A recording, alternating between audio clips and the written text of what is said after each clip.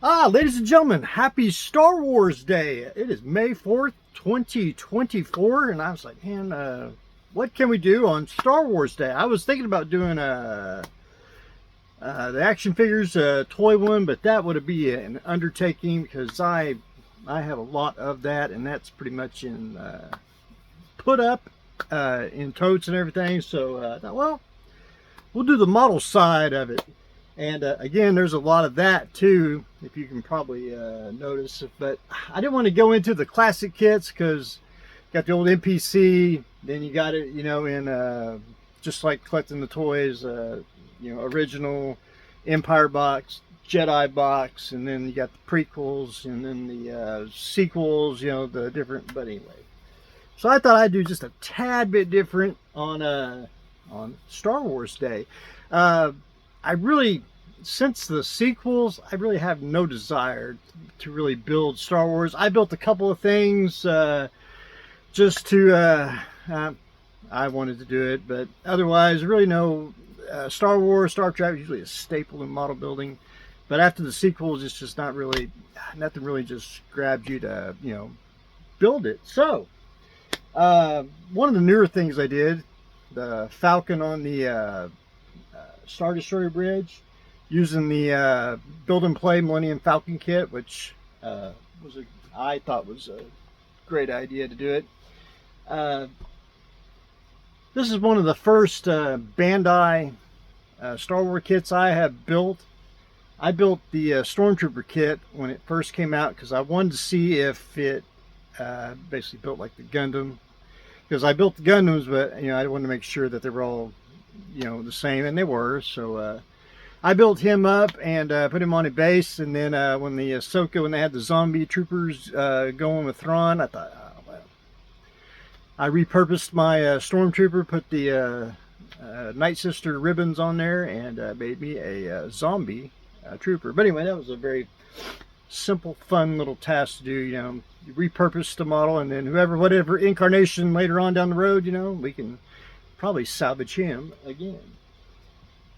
And one of the basically last things that I built Star Wars is I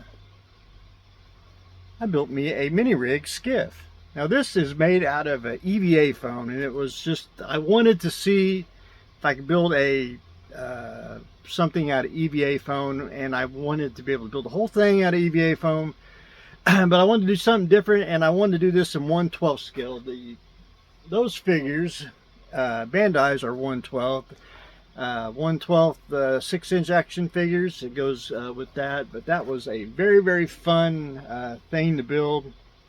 I learned a lot from cutting out the foam, and like to try to find something else to build out of foam. But that was very fun.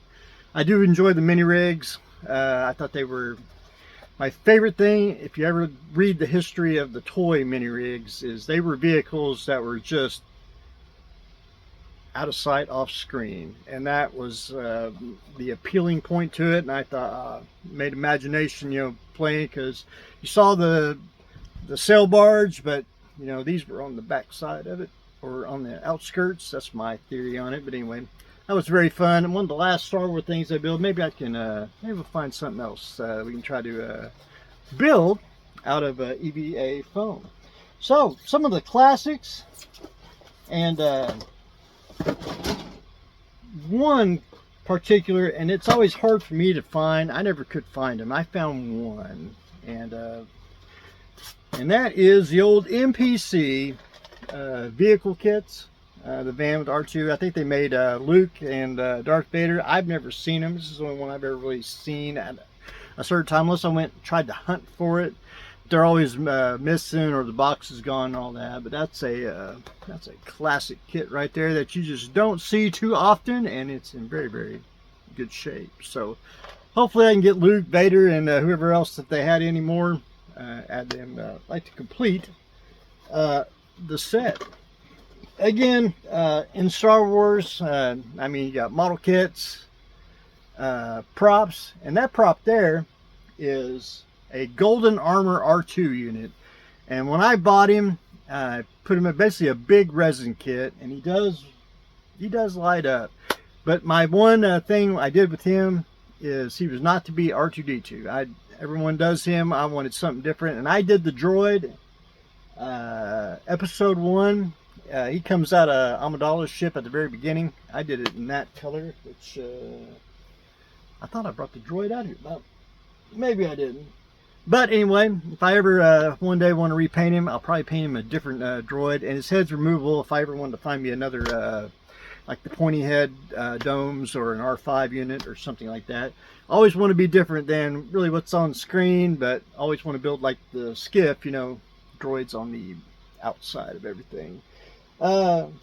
Again, props, resin kits. I don't know the sculptor who did this, but that is a Tuscan Raider female. One, I want to say 8-ish scale. Again, I don't know who made it, and it's casted really well, and it's just one of those you don't see too often, you know, I'm going to say side characters in, you know, Star Wars. At one time, here in the States, we have a Dollar General, and they had a basically a bin. And when episode 1 came out, they after a length of period of time, everything went on clearance and discount stores, and Dollar General got these in. And one day I never even seen these, and I do have all 4 of these, and I have these, like, I won't say 30 of them, almost 10, well, 30, 40 of them. I almost got 10 each of each one. They were really, really cheap. I mean, at whenever these came out in 1999. So, you know, but anyway, I like these. These are old, you know, they're only real small kits, kind of like the card kits of today, you know, where they're like credit card size. But anyway, stuff you just don't see. Kind of wish I do like stuff like this, because they you don't see a kit of it, but I know it's small, wish it was bigger. But anyway, all the episode 1 kits like that I purchased, and I bought a bunch of those. So again, try not to do the classics. You know, there is a lot of the 1977 X-Wing NPC kit. I think is one of the greatest models ever made, as in its simplicity, putting it together, and it builds into a very nice model. It's just, I think, one of those kits. And I know they reissued the old box art of the 77, but with the snap fit, which, you know, that technically ain't right. But anyway, that's another topic for another day, as Dan Moreau would say. And well, last but not least, one of my favorite things is I like the figurines, and they came out with these, and I actually happen to have all 3 of them. And it's just one of those, you know, you paint them up, you know, and they're just, I think they're just fun. Episode 1 even tried doing it with their vinyl figures, but the old, I think these are just really great size.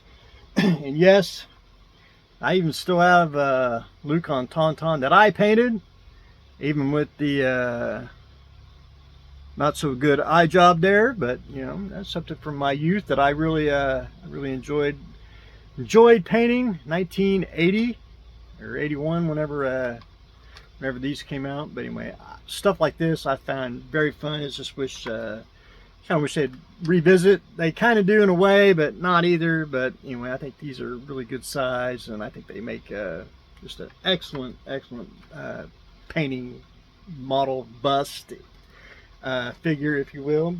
But anyway, ladies and gentlemen, that's what I got going on today in Star Wars Day. We were kind of revisiting you know, some of the classics. Probably could go hours on hours of you know, going through kits and then going through the toys. It just, you could almost make a day of Star Wars Day merchandise. But anyway, ladies and gentlemen, that's what I got going on today. Stay tuned for the next exciting episode.